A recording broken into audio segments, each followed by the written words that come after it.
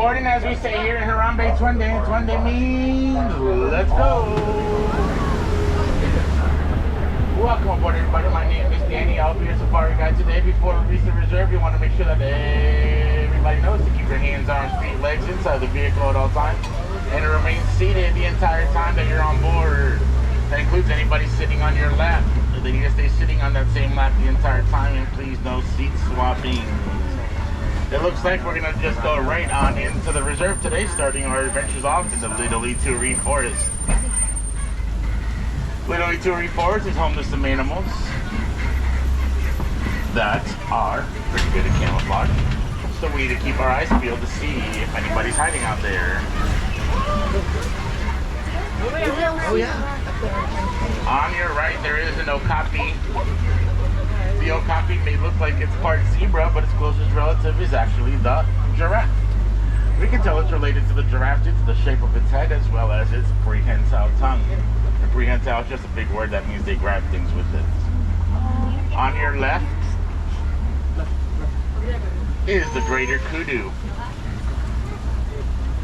The greater kudu is one of the tallest antelopes in Africa.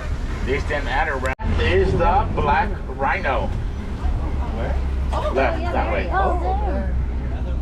The black rhino is the smaller of the rhinos that we have on the reserve. They can only grow to be about 3,000 pounds. Their horns are made out of keratin, and keratin is the same material that makes up your hair and your fingernails. Coming up on your right is the bongos. The bongos have very smooth, sleek horns that are pointed backwards. That makes it easy for them to sneak through the bushes without getting their horns caught up. Their sneakiness has earned them the nickname of the ghost of the forest.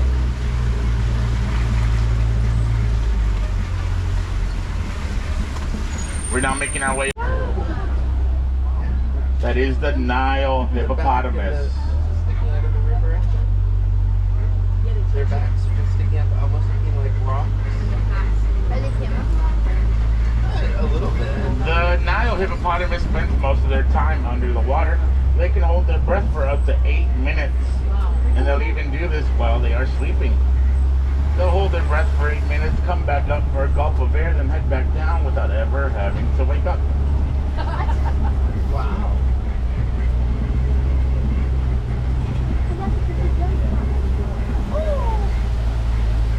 On your left, up against that back rock wall, and there's also some in the water, the Nile crocodile. The Nile crocodile is the largest crocodilian in Africa. That includes crocodiles and alligators.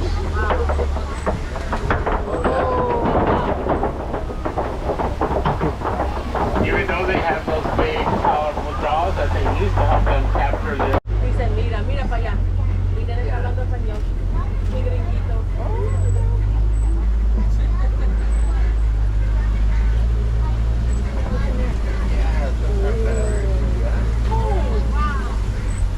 Sorry, I'm really quick. I just saw one of the only domesticated animals that we have on the reserve, and the sable antelope right behind it.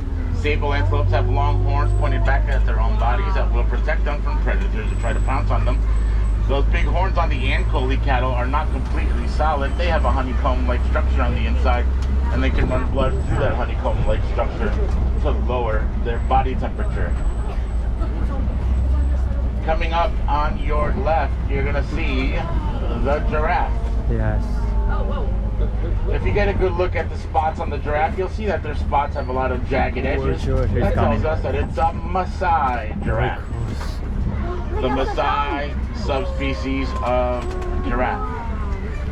The giraffe has a prehensile tongue. Again, in case you forgot, that means they grab things with it. And that tongue can reach up to 18 inches in length. Wow. That's a... Wow. And they can travel up to 1,000 miles during the migratory season. Way out there on your right The zebras. are the Hartman's Mountain zebras, as well as the springboks, one of the world's smallest antelopes. Oh, the little guys next to them, they're laying. Every zebra has a unique striping pattern, just like we all have unique fingerprints. This is one of the ways that we can visually identify it as the African elephant. See the puppy? Animal in the world, actually.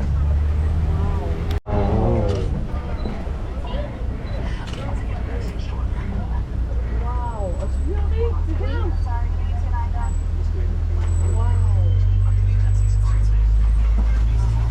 No, I was so busy with snake. No way. 1, 2, 3, 4. We're gonna come up to a clearing in just a moment, and we might be able to hang out there for just a moment. You might notice those elephants out there flapping their ears a bit. The reason they flap their ears is because the backside of the ear is packed with blood vessels.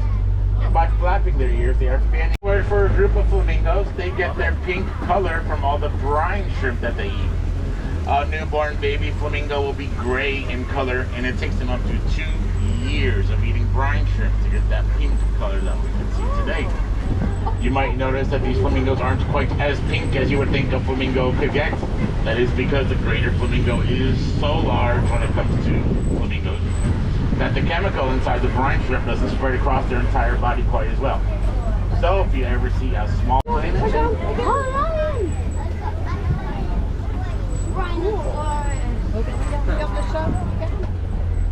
that is the lion on your left, the female lion. Oh, there's a male. And there's a male back there coming up. Also on your right there is the white rhino, but we will see the white rhino again in a minute as we circle back around to the right. Even during the day they are usually resting. The female lion will be the one that does most of the hunting while the male stays at home protecting his territory and watching after the young ones. My king. Uh-oh. Oh! Do it again, do it again. Good morning. He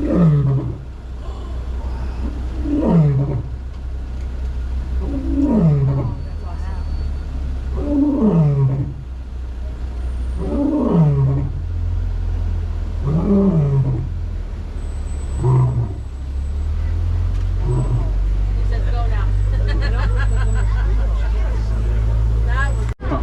Are known to recycle the burrows left behind by other animals, making them all their own. Coming up on your right, you're going to see the white rhino, the larger of the rhinos that we have on the reserve. They can grow to be anywhere between 4,000 and 5,000 pounds. Whoa. Even though we can see the rhinos very clearly, it is unlikely that they are able to see us as well because they have very poor vision. But they make up for it with it. On your left, you'll see the Nigerian dwarf goat. You might be looking at some of them goats thinking that they're babies, but they are fully grown adult Nigerian dwarf goats. They spend most of their time resting and sleeping, but when they are active, they can be very playful with each other.